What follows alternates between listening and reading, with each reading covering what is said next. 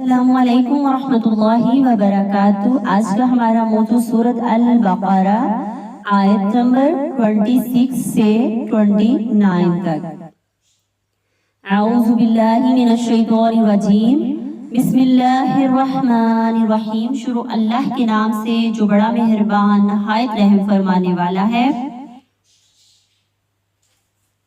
26 आयात से, यकीनन अल्लाह ताला इससे नहीं शर्माता कि वो मिसाल दे मच्छर की या इससे भी और कुछ किसी चीज की बयान करे, तो वो जानते हैं कि यकीनन ये इनके रब की तरफ से हक है। लेकिन जिन लोगों ने कुफ्र किया वो कहते हैं कि इसकी मिसाल अल्लाह ताला ने क्या इरादा किया। अल्लाह इसके जरिए बहुत सौ को गुमराह करता है और बहुत सौ को हदायत देता है। इसके साथ फासिकों के सिवा किसी को गुमराह नहीं करता। अल्लाह ताला क्या फरमाते हैं इधर, इन्नल्लाह बेशक अल्लाह ला नहीं यस्तही हया फरमाता अन के यदरिबा बयान फरमाए मसलन मिसाल मा कोई सी बाऊदतन मच्छर की फमा बस जो फौकहा ऊपर उसके है। यहाँ पे बताया जा रहा है कि अल्लाह छोटी से छोटी चीज की मिसाल देने में हया नहीं फरमाता, बेशक वो मच्छर हो या मच्छर के ऊपर। क्या है मच्छर के ऊपर? मच्छर के पर। मच्छर के पर की मिसाल भी देने से नहीं शर्माता। इस आयत में अल्लाह ने मुशरिकों और मुनाफिकों के एतराज का जवाब दिया है कि अल्लाह ने मुनाफिकों की दो मिसालें बताई है कि आग और पानी की। इसको सुनकर मुनाफिक बोले कि अल्लाह की ये शान नहीं कि वो छोटी छोटी मिसालें दे। अल्लाह ने कुरान मजीद में मक्खी और मकड़ी का बयान फरमाया तो मुनाफिक कहने लगे कि ये मकड़ी और मक्खी क्यों बयान की गई, भला कुरान में हकीर चीजों की क्या जरूरत है। इस पर अल्लाह ने तिरमिज़ी शरीफ में हदीस है कि अल्लाह ताला के नजदीक अगर दुनिया की कदर एक मच्छर के पर के बराबर भी होती तो किसी काफिर का दुनिया में पानी, किसी काफिर को पानी का एक कतरा भी ना मिलता। इस आयत में बयान है कि अल्लाह ताला इस बात से आर नहीं करना चाहता, वो छोटी हो या बड़ी हो, हकीकत में असल मालिक तो अल्लाह ही है। आपको पता चल गया कि जब अल्लाह ताला छोटी सी मिसाल देता तो उंगलियां फौरन से उठ जाती कि जितनी अल्लाह की शान है, जितना उसका रुतबा है, उसे बातें भी बड़ी बड़ी करनी चाहिए। जैसे हम आज के इंसान जैसे होंगे ऐसी बड़ी बड़ी बातें छोड़ेंगे, बेशक करें कुछ ना, लेकिन अल्लाह अजीम नहीं हया फरमाता। वो छोटी से छोटी बात को भी मिसाल बनाकर बताया गया कि मच्छर के ऊपर वाले जो पर है उसकी भी मिसाल देने से नहीं शर्माता। अल्लाह ताला ने फरमाया कि कुफर वालों का कुफ्र बढ़ जाता है और ईमान वालों का ईमान बढ़ जाता है। जो गुमराह है वो मजीद गुमराही में चले जाते हैं। मुनाफिक और कुफ्र करने वाले कुरान पढ़कर शक में क्यों चले जाते हैं? कुफ्र करने वाले हैरत में गुम होकर दिल के दरवाजे बंद कर लेते हैं, फिर हक के बारे में इनको घुटन होती है और इस वजह से वो शक में मुब्तला हो जाते हैं। हक की दावत को कबूल करने के लिए दो वजह होती हैं, एक तो ये कि दलील और नसीहत और हक जो कबूल करने और तासब की वजह से, जिद की वजह से, अना की वजह से हक के मामले में गैर संजीदगी करते हैं।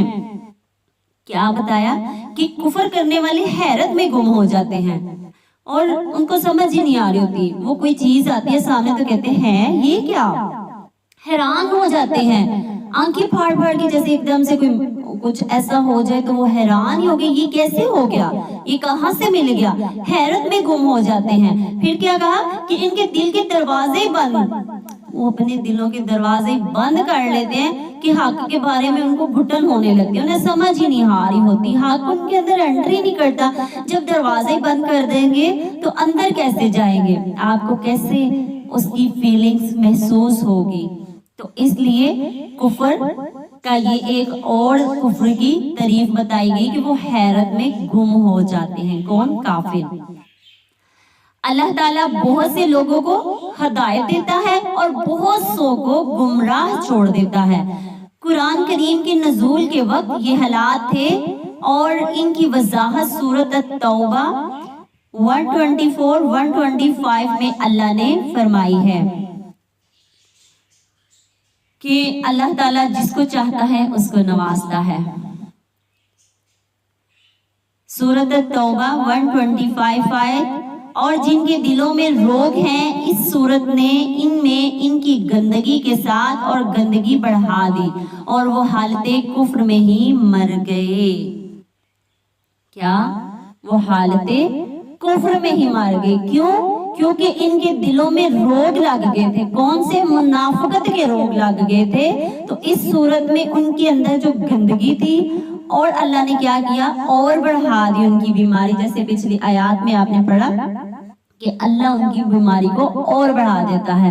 جو طلبگار نہیں ہوتا، منافقت میں بھٹکتا رہتا ہے، اللہ تعالیٰ اس کے روگ کو اور بڑھا دیتا ہے، اس کی گندگی کو اور بڑھا دی اور وہ حالت کفر میں ہی مر گئے۔ استغفر اللہ۔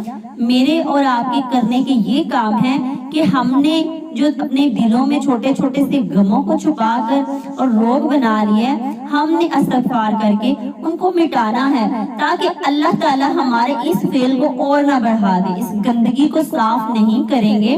آپ خود مثال لیں کہ ایک جگہ پہ پانی کھڑا ہے، اگر ہم اس پانی کو صاف نہیں کریں گے اور اس کے اندر پاؤں رکھ کر آگے چلے جائیں گے، ہمارے ایک تو پاؤں گندے ہوں گے اور اگلی ساری جگہ بھی گندی ہوگی۔ گندی سے گندگی کو بڑھا دیا جائے گا۔ جو لوگ ایمان لاتے ان کا ایمان بڑھ جاتا ہے، لیکن جن کے دلوں میں بیماری ہے وہ گمراہی میں چلے جاتے ہیں۔ ابن عباس اور ابن مسعود اور بہت سے صحابہ کرام سے کے معنی یہ بیان کیے گئے ہیں کہ اللہ تعالیٰ ان کے ساتھ کافروں کو گمراہ کرتا ہے اور مومنوں کو ہدایت دیتا ہے۔ کچھ لوگ جو سچی بات کے انتظار میں ہوتے ہیں، اگر ان کو حق مل جائے، ان کے سامنے آ جائے تو ان کا دل جھک جاتا ہے۔ کچھ لوگ جو سچ کے متلاشی نہیں ہوتے، ان کی نظریں قرآن کو پڑھتی ہیں، سنتی ہیں، لیکن پھر بھی ہدایت نہیں پاتے۔ مطلب جو حق کو اپنانا ہی نہیں چاہتا، اس کے اندر سے ہدایت لینا ہی نہیں چاہتا، ہدایت کا طالب ہی نہیں ہے، تو وہ کیا؟ ان کی نظریں، ان کی آنکھیں قرآن تو پڑھتی ہیں، قرآن کی تلاوت تو کرتی ہیں، قرآن کا ترجمہ و تفسیر تو پڑھتی ہیں، مگر ہدایت نہیں پاتی، اوپر سے ان کی بات چلی جاتی ہے۔ کیوں؟ کیونکہ اللہ نے پیچھے اسی آیات میں بتایا نا کہ وہ بہت سو کو عطا کرتا ہے اور بہت سو کو گمراہ کر دیتا ہے۔ اور یہی اللہ تعالیٰ کی شان ہے کہ تم جس کے طالب ہو تجھے وہی ملے گا۔ اور جو لوگ ایمان لاتے ہیں نا، یقین رکھتے ہیں، ان کے حوصلے بلند ہوتے ہیں، انہیں پانا ہوتا ہے، انہیں کچھ نہ کچھ ایسا مل جائے، وہ ہدایت کے لیے قرآن کھولتے ہیں، وہ اس سے سبق حاصل کرنے کے لیے قرآن کھولتے ہیں اور سنتے ہیں، وہ اپنی زندگی اور آخرت سنوارنے کے لیے قرآن کھولتے ہیں، پڑھتے ہیں اور سنتے ہیں۔ جو لوگ یہ کام کرتے ہیں تو اللہ نے کیا بتایا؟ میں ان کا ایمان بڑھا دیتا ہوں، اور جو نہیں کرتے یہ کام، ان کے دلوں میں بیماری ہے تو وہ گمراہی ان کی بڑھ جاتی ہے اور وہ ایک دن اسی گندگی میں، اسی گمراہی میں مر جاتے ہیں۔ یہ آپ کے اور میرے لیے بہت غور طلب ہے کہ ہم قرآن کو کس روح سے پڑھتے ہیں۔ فاسقوں کے سوا اللہ کسی کو گمراہ نہیں کرتا۔ فاسق کون ہوتا ہے؟ جو اللہ کی باتوں، اللہ کے احکام کو جھٹلا دیتا ہے۔ یہاں فاسق سے مراد ہے سورۃ التوبہ کی آیت 96 میں اللہ نے فرمایا یقیناً منافق ہی نافرمان ہیں۔ حقیقت یہ ہے کہ اللہ اسی کو گمراہ کرتا ہے جو اللہ کے رسول کی اطاعت نہیں کرتا، اپنے نفس کی پیروی کرتا ہے۔ تو کیا بتایا سورۃ التوبہ 96 آیات میں؟ یقیناً منافق ہی گمراہ ہے، وہی کافر ہے۔ وہ جو پختہ وعدے کرنے کے بعد توڑ دیتے ہیں، اور وہ اسے کاٹ دیتے ہیں، ان کے بارے میں اللہ نے حکم دیا کہ اسے ملایا جائے اور زمین میں فساد کرتے ہیں، یہی لوگ خسارہ پانے والے ہیں۔ 28 آیات البقرہ۔ جو وعدے پکے کر کے اس کے بعد توڑ دیتے ہیں، ان کے بارے میں یہ حکم ہے کہ وہ خسارہ اٹھانے والے ہیں، وہ نقصان والے ہیں، وہ دنیا کے تھوڑے سے فائدے کے لیے یہ حرکتیں کرتے ہیں۔ اس آیت میں اللہ تعالیٰ نے فاسقوں کی صفات بیان کی ہیں۔ وہ پختہ عہد کر کے توڑ ڈالتے ہیں، قطع رحمی کرتے ہیں، زمین میں فساد کرتے ہیں۔ اللہ نے فرمایا وہ خسارے میں ہیں۔ آپ نے یہ فاسقوں کی صفات اسائنمنٹ تیار کرنی ہے اور چیک بھی کروانی ہے۔ دیکھیں اللہ نے کیا بتایا کہ جو یہ کام کرتے ہیں قطع رحمی یعنی تعلق توڑتے ہیں، پختہ وعدہ کرتے ہیں اس کو توڑ دیتے ہیں، یعنی پکا وعدہ کرتے ہیں میں یہ کروں گی مگر نہیں کرتی، وقت آتا ہے تو بدل جاتی ہے، اپنے کبھی دنیاوی فائدے کے لیے، کبھی اپنی منہ رکھنے کے لیے کہ مجھے برا نہ کہا جائے، میں بری نہ ہو جاؤں۔ یہاں اللہ کے عہد سے مراد وہ نصیحت ہے جو اللہ تعالیٰ نے اپنے پیغمبروں کے ذریعے پہنچایا ہے تاکہ وہ اللہ کے احکام کو بجا لائیں۔ اس سے مراد اہل کتاب سے لیا گیا عہد بھی ہے جو رسول اللہ صلی اللہ علیہ وسلم کے بارے میں ہے۔ اس سے مراد اہل ارض بھی ہو سکتا ہے جو ابراہیم کو جنت سے نکالنے کے بعد اولاد سے کیا گیا۔ عہد سے مراد پکا عہد کرنا اور پھر توڑ دیتے ہیں، پھر اس کو پسے پشت ڈالتے ہیں۔ اللہ تعالیٰ نے وعدہ پورا کرنے کی تلقین کی ہے۔ اس وعدے سے کیا مراد ہے؟ جو پیغمبروں کے ذریعے پہنچایا گیا کہ احکام کو بجا لاؤ، جو حکم اللہ رب العزت نے دیا ہے اس کو مان لو۔ اہل کتاب والوں سے لیا گیا کہ تم میری رسی کو مضبوطی سے پکڑ لو، اور رسول صلی اللہ علیہ وسلم کے بارے میں عہد الست کے بارے میں، اور اس میں ہم نے کیا کرنا ہے؟ ہم نے اپنے وعدوں کو چیک کرنا ہے، محاسبہ کرنا ہے کہ کیا میں وعدہ کرتی ہوں تو اس کو نبھاتی ہوں۔ آپ نے اس کی اسائنمنٹ بنانی ہے کہ کیا میں وعدہ کرتی ہوں تو اس کو نبھاتی ہوں، اگر نہیں نبھاتی تو اس کی وجوہات کیا ہیں، اگر نہیں نبھاتی تو اس کی وجوہات کیا ہیں، وہ آپ نے لکھنی ہے۔ حدیث صحیح مسلم کی سیدنا عائشہ صدیقہ سے روایت ہے کہ رسول اللہ صلی اللہ علیہ وسلم نے فرمایا رشتہ داری عرش کے ساتھ لٹکی ہوئی ہے اور کہتی ہے کہ جس نے مجھے جوڑا اللہ اسے جوڑے گا، اور جس نے اسے توڑا اللہ اسے توڑے گا۔ جس کو جوڑنے کا اللہ نے حکم دیا اس کو توڑتے ہیں، اللہ نے ہمیں رشتوں کو جوڑنے کا حکم دیا۔ اب یہاں پہ کیا بتایا گیا ہے کہ جو رشتہ داروں کو آپس کے رشتوں کو جوڑے گا اللہ تعالیٰ اسے جوڑے گا۔ سیدنا یہاں پہ ایک اور حدیث ہے، فرمانے رسول صلی اللہ علیہ وسلم رشتہ داری توڑنے والا جنت میں قطعاً داخل نہیں ہوگا۔ چٹ پہ لکھ کر اس کو لگا لیجئے اپنے محاسبے کے لیے۔ فاسقوں کی تیسری صفت فساد پھیلانا ہے۔ وہ زمین میں فساد پھیلاتے ہیں، اہل فرض کے رشتوں کو توڑتے ہیں، قطع رحمی سے کام لیتے ہیں اور زمین میں فساد پھیلاتے ہیں۔ ان کے لیے اللہ نے فرمایا کہ یہ خسارے میں ہیں، ہلاک ہونے والے ہیں، یہ کفر کا خسارہ ہے۔ کتنی صفات بتائی گئی؟ فاسقوں کی تیسری صفات بتائی گئی ادھر کہ وہ کیا کرتے ہیں؟ رشتوں کو توڑتے ہیں اور زمین میں فساد یعنی لڑائی جھگڑا پھیلاتے ہیں۔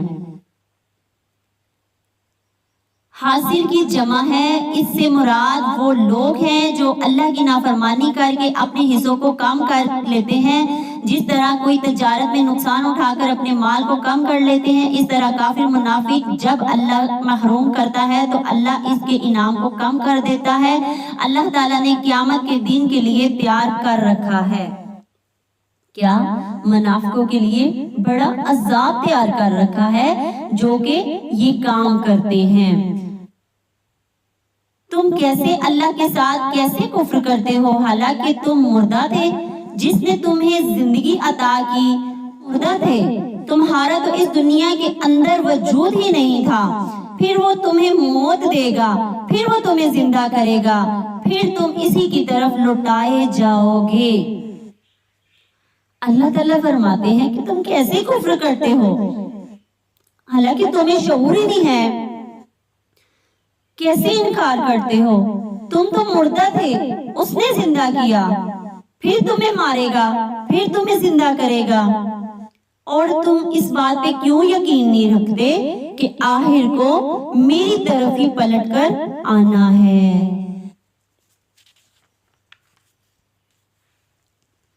آخر کو میری ہی طرف پلٹ کر آنا ہے۔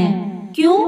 کیونکہ پھر تم مارے جاؤ گے، پھر تم زندہ کیے جاؤ گے، بے شک وہ مار کے، جلا کے، ذبح کر کے، ٹکڑے کر کے، جیسے بھی پھینک دیا جائے، مگر یہ میری ذات ہے جو زندہ کرے گی روز حشر۔ اور جب میرا دل کرے، جب میں چاہوں اور میں کہوں کن ہو جا تو وہ ہو جاتا ہے۔ تو تم کس چیز کا گمان کرتے ہو؟ تم کیوں انکاری ہو؟ تم کیوں کفر کرتے ہو اس چیز کا؟ زندہ کرنے والا اور مارنے والا تو میں ہوں۔ تو ہمیں اس بات پر یقین رکھنا ہے کہ الیہ ترجعون، اسی کی طرف لوٹنا ہے۔ سیدنا ابن عباس سے روایت ہے کہ نبی کریم صلی اللہ علیہ وسلم نے فرمایا، اللہ تعالیٰ فرماتا ہے ابن آدم نے مجھے جھٹلایا حالانکہ یہ اس کے لیے مناسب نہ تھا، اس نے مجھے گالی دی حالانکہ یہ اس کے لیے مناسب نہ تھا۔ اس کا مجھے جھٹلانا تو یہ ہے کہ وہ کہتا ہے کہ میں اسے دوبارہ زندہ کرنے پر قادر نہیں ہوں، اور اس کا مجھے گالی دینا یہ ہے کہ وہ میری اولاد بتاتا ہے میں اس سے پاک ہوں، میری ذات اس سے پاک ہے، اور میں اپنے لیے بیوی یا اولاد بناؤں۔ کون؟ نبی صلی اللہ علیہ وسلم نے فرمایا، اللہ تعالیٰ فرماتا ہے کہ یہ ابن آدم مجھے جھٹلاتا ہے حالانکہ میں پیدا کرنے والا ہوں۔ 29 آیات، وہی ہے جس نے تمہارے لیے وہ سب پیدا کیا جو زمین میں ہے، پھر اس نے آسمان کی طرف توجہ فرمائی، پھر اس نے اس کو درست کر کے 7 آسمان بنا دیے، اور وہ ہر چیز کو خوب جاننے والا ہے۔ بِكُلِّ شَيْءٍ عَلِيمٌ، وہ ہر چیز کو جاننے والا ہے۔ اس آیات میں انسان کی روزمرہ میں آنے والی چیزوں کا بیان ہے۔ اللہ نے کہا کہ وہی ہے جس نے ہمارے لیے سب کچھ پیدا کیا، بے شمار غذائیں سب فائدہ مند ہیں۔ یہ بھی اللہ کا خوبصورت انداز ہے۔ جب زمین کا ذکر آئے تو آسمان کا نہ آئے، پھر اس نے آسمان کی طرف توجہ دلائی۔ اس سے مراد اللہ تعالیٰ کا آسمان پر چڑھنا ہے۔ عرش سے مراد اللہ تعالیٰ کا بلند ہونا ہے۔ اللہ نے 7 آسمان بنائے، پھر انہیں مضبوط کیا۔ سبحان اللہ۔ دیکھیں اس میں کتنے خوبصورت فائدے ہیں۔